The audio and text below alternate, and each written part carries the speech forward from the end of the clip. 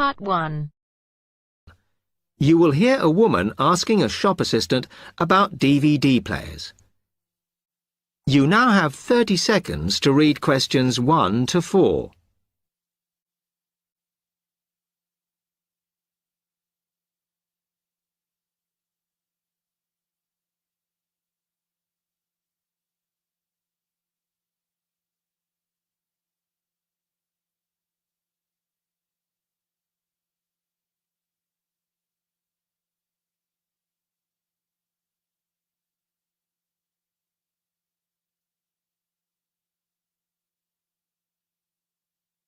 Hello, I'm interested in buying a DVD player. Can you help me, as I don't know very much about them? Of course. We sell quite a range.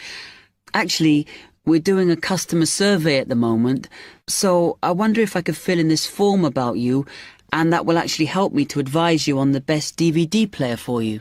Oh, okay. First of all, your occupation. Student. Okay. Then, have you already got a DVD player? No, I've never had one before. Uh-huh. And how much do you think you want to spend on a player? I'm not sure, really, but I have got a budget. My friend said I should allow about £100, but I can't afford over £85, so that's what I'm working on. Mm-hmm. And do you watch DVDs very often? Depends what you mean by often. I don't know what the norm is. Is it about 2 a week? I suppose I watch 3 a month. That's enough for me. Yes. What sort of films do you like watching then? Action movies? Not really. Oh. My boyfriend always insists we watch science fiction movies, but I prefer thrillers. Something to get your teeth into. Okay, just one more. Do you watch other DVDs? Ones that are not films, like music or something? Not much, because I don't want to spend the money on something I can watch on TV, but I occasionally rent out comedy programs, and I fight with my boyfriend over all the sports DVDs he watches. You now have 30 seconds to read questions 5 to 10.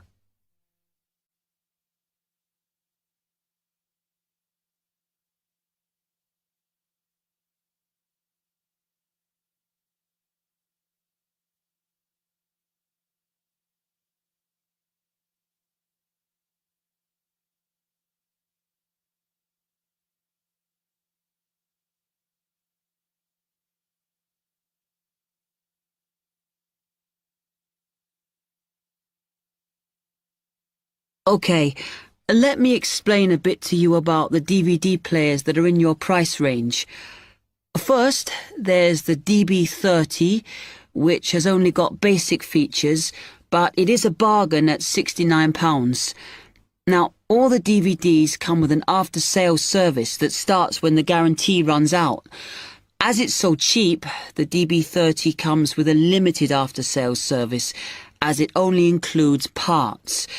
You would have to pay for most of the repair. Seems okay. Then, a slight grade up from that is the XL643.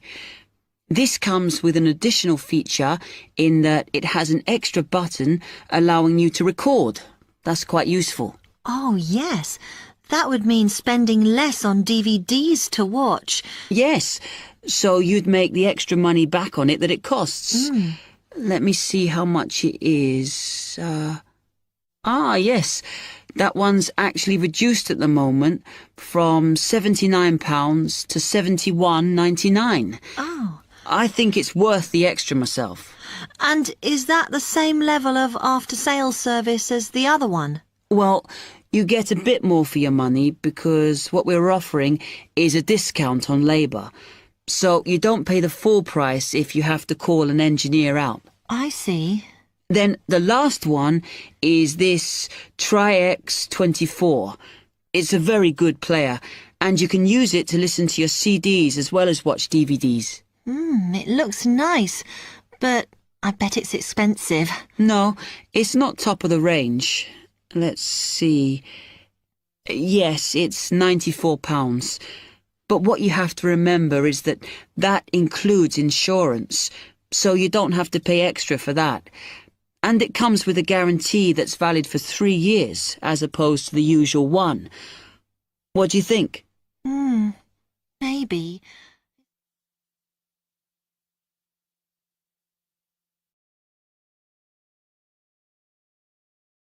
That is the end of part 1. You now have half a minute to check your answers.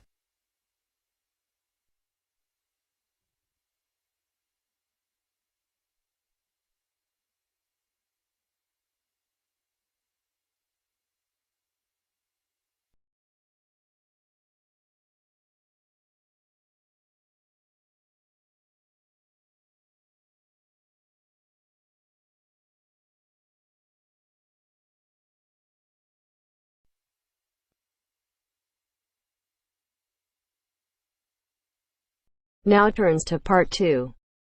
Part 2. You will hear someone talking about travelling around New Zealand. First, you have some time to look at questions 11 to 15.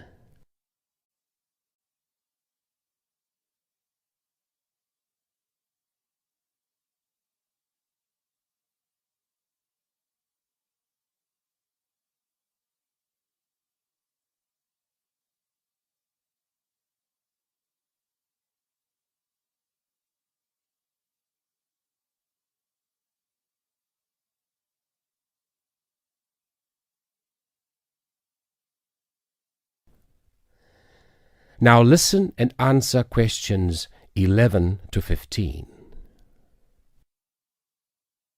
When thinking about beautiful countryside or stunning views, it has long been accepted that Australia and New Zealand have few equals. What is perhaps slightly less well known is what these countries can offer to the avid train enthusiast. Both countries have railways which pass through breathtaking scenery in the utmost of comfort. In New Zealand, you can travel from the country's biggest city, Auckland, to where a third of the population lives, its capital, Wellington, on the longest passenger rail service in the country, the Overlander. Crossing 681 kilometres, the train winds through the lush farmland of the Waikato and up the Raurimu spiral onto an amazing volcanic plateau surrounded by native bush. On a clear day, you will be able to see 3 of New Zealand's most famous volcanoes, Mount Ruapehu, Mount Narahoe and Mount Tongariro. The whole journey can be completed in 11 hours, but for those keen to see a little more of the country, the trip can be extended over 3 or 4 days. This gives travellers the opportunity of seeing the famous Waitomo caves, relaxing in the mud pools of Rotorua, or skydiving over Lake Taupo. Moving on to the South Island, you can take the Transalpine through the Southern Alps, travelling from the South Pacific Ocean to the Tasman Sea. Climbing from Christchurch right into the Alps, this 223-kilometre trip is particularly impressive as the train passes through 16 tunnels before descending to Greymouth at the end of the line. Taking only 5 hours, this is a relatively short trip, but it is worth noting that this journey has been listed as the 6th most scenic rail route in the world. For those that are not so keen on mountains, the South Island has a second option, the Transcoastal. With the sea on one side and the mountains on the other, it again shows some of the best scenery New Zealand has to offer. Also taking 5 hours, one of the highlights of this journey is the opportunities for whale watching. The fortunate few that see whales are well rewarded, but there are more common sights which are just as enjoyable, such as penguins and seals.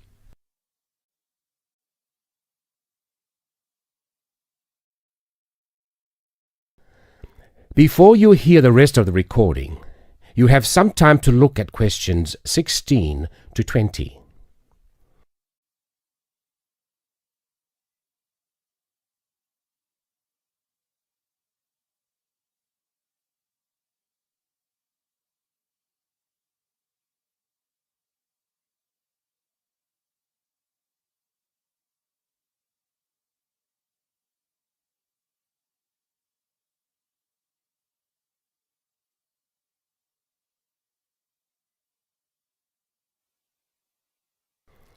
Now listen and answer questions 16 to 20. Although these 3 train journeys are undeniably breathtaking, some travellers prefer the longer journeys on offer in Australia. The Indian Pacific, for example, which travels from Sydney through to Perth and has been dubbed the adventure that spans Australia. With 3 nights on board, the train takes in the Blue Mountains and the Nullarbor Plains, and, as the name implies, the Indian Pacific shows you 2 oceans. This train journey holds 2 world records. Covering 4,352 kilometres, it is one of the world's longest train journeys. It also travels the world's longest straight stretch of railway track, 478 kilometres. For those who find these distances a little daunting, passengers can stretch their legs at a number of different stops, such as Kalgoorlie, famous for gold, and Broken Hill, first founded as a silver mine. If 3 days on board a train seems a little excessive, there are alternatives. The Ghan, for example, which travels from Adelaide in the south to Alice Springs in the centre of the continent, taking 20 hours. Passing through Crystal Brook, Port Augusta and Woomera, this journey gives an indication of what life was like for the earlier settlers as they discovered the country. Along the way, you can also see the Iron Man sculpture, which was constructed by railway workers to commemorate the 1 millionth concrete sleeper laid during the construction of the line. Finally, just a quick word about the Overland, which runs between Melbourne and Adelaide. As the first train to travel between the capitals of 2 states, it is a historic as well as relaxing way to travel, and is famous for being the oldest long-distance train journey on the continent. With so many memorable journeys to choose from, the only problem you will have is knowing which one to do first. That is the end of part 2. You now have half a minute to check your answers.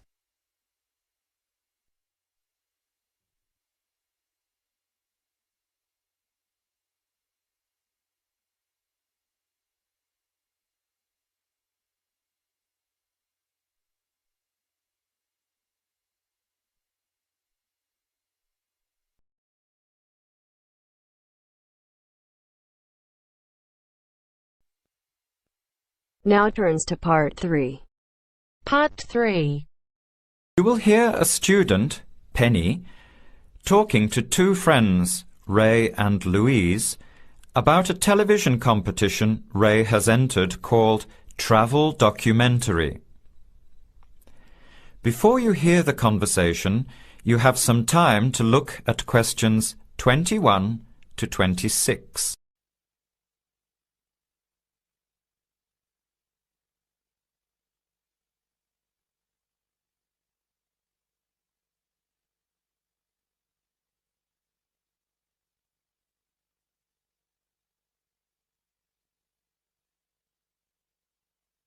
Now, listen carefully and answer questions 21 to 26. Hi, haven't seen you 2 in ages. What have you been up to? Hi Penny. Ray is really excited. He's just been shortlisted for Travel Documentary. He could be off travelling around the world for 3 months. Travel documentary? What's that? You've never heard of it? Don't you watch TV? Well, actually, no, hardly ever. Especially since I've started working on my thesis. I don't have time to breathe, let alone watch TV. So what's this all about, Ray? Well, actually, it's a competition run by public TV. It involves my 2 great loves, travel and filmmaking. Is it that program where people are sent around the world making documentary videos? I have heard of it. Fantastic! So you've been chosen? Not yet. I'm one of 34 selected for an interview next week, so I've made it through the first cut. Yeah, there were over 200 applicants from around the country. Pretty amazing, hey? Well, I've been lucky so far. What's the next stage? 13 are chosen from the interview to do a 4-week training course in documentary filmmaking. Then The 8 finalists get sent off with a video camera to travel around the world. Sounds incredible. What's the catch? The catch is that every 2 weeks you have to send in a 10-minute video from a different part of the world. It's broadcast on TV along with the work of 3 of the other competitors and judged by a panel of experts and the TV audience. So you're under a lot of pressure. Wow, I guess so. You mean you're on television every 2 weeks? Yep, that's right. But first I have to be selected. Do you have to have any filmmaking experience to apply? Some background in photography or video making helps, but you're not supposed to be an expert. In fact, you can't apply if you've already worked in filmmaking. We all get the same 4-week course, so we start with the same skills. Can you go anywhere in the world you want? Each competitor makes up his or her own travel plans and has to get them approved. Before the conversation continues, you have some time to look at questions 27 to 30.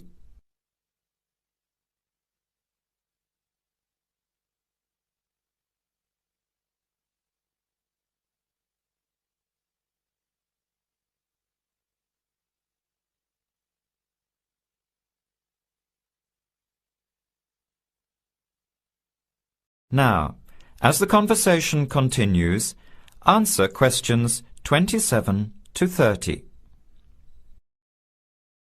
Have you talked with anyone else who has done it? As a matter of fact, just last week I met Sarah Price, a girl from here who did it last year. What did she have to say about it? She said it was the most amazing experience of her life, but it was really tough at times. I think you'd have to be really brave to take off like that alone with so much responsibility. It's not like going on a holiday, is it? No. 2 weeks in a country, often where you can't speak the language, to find a story, film it, organise all the editing. Then you're off to a completely different part of the world to start all over again. Pretty exhausting, but exciting too. What a way to see the world. What about Sarah Price? Did she have any bad experiences? She said the worst part was when she got some mysterious fever in Mongolia and thought she might have to be sent home. Fortunately, it got better, but she said it was scary to feel really ill when you're alone so far away. So what made you want to apply? When I saw the program on TV a while ago, I thought, this is for me. I've always wanted to travel, but needed to work for a year before I could even think about it. Then a new series started up. I thought, now's my chance. Don't you think you'll be lonely? I don't think I'll have time to be homesick. I'm more worried about having too much to do and not enough time to get things organised. So we might be watching you on television in the next few months? I hope so, if I'm lucky. When will you know for sure? They choose the final 8 in March. A month later, you're on your way. So do you have to pay anything? Nothing. It's all paid for. Course, camera, flights, accommodation and in-country travel. The budget is pretty tight though. No extras. I sure hope you get it. Then I'll be finding time to watch at least one program on television every week. That is the end of part 3. You now have half a minute to check your answers.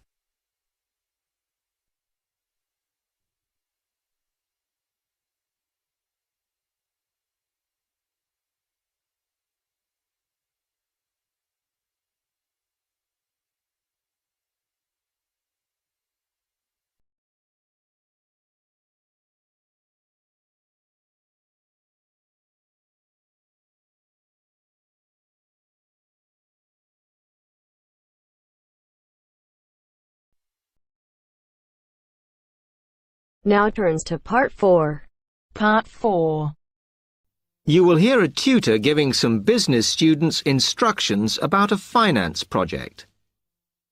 You now have 30 seconds to read questions 31 to 36.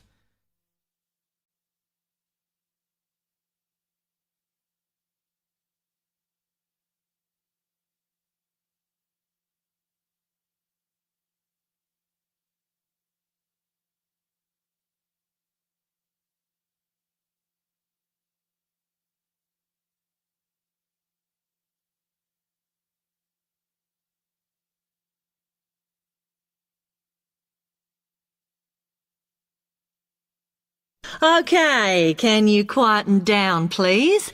Now, today I'm going to talk to you about your assignment. We've been studying the effects of the exchange rate, so I'm going to give you a project to do on this. Right, can you make some notes while I'm talking? The first thing that I'd like you to do in order to prepare this is to select where you're interested in. I mean, which country, and therefore which currency you're going to be operating in. Okay, now the purpose of the project is to make money, and I'm hoping some of you will make a significant amount. So, I want you to suppose that you have £100 that you will have to invest purely in the rises and falls of the exchange system. In other words, you'll be trying to predict rates.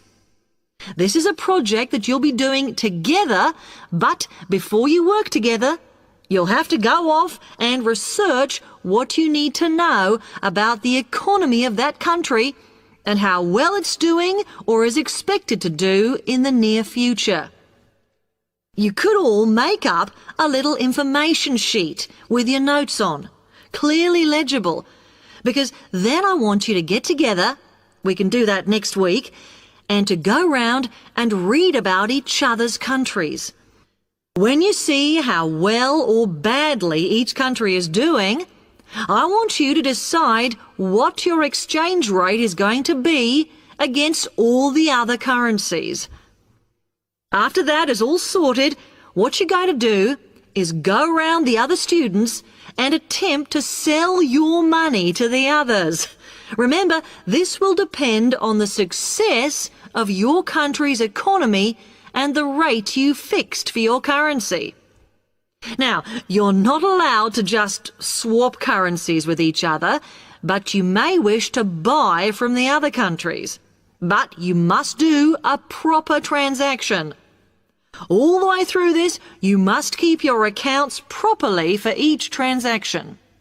I'll give you 1 week to do this, and then we will set a time for the deals to finish, a bit like the stock exchange. And at that point, I will ask you to calculate how much you have made. Is that clear? You now have 30 seconds to read questions 37 to 40.